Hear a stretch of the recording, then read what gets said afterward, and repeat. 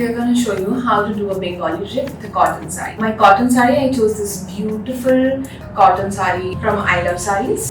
So before I start, guys, do not forget to subscribe to the channel, okay? Normally wear saree, you need to take the end, tuck it in here, this portion. You take your palla portion and then you have to do the pleats like we normally do for the front pleats.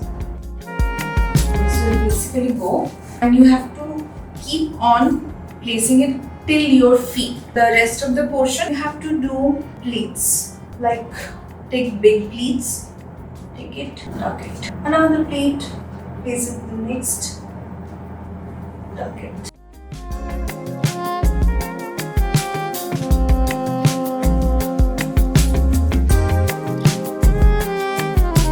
The rest of the fabric that is left, we'll take it and we'll tuck it here. Now you fix the front portion, the end of your pallu. This is an iconic thing for Bengalis when you put on sarees. And we take this and we place it, either place it or you can pin it. So there you have it. The Bengali drape with the iconic white and red cotton saree.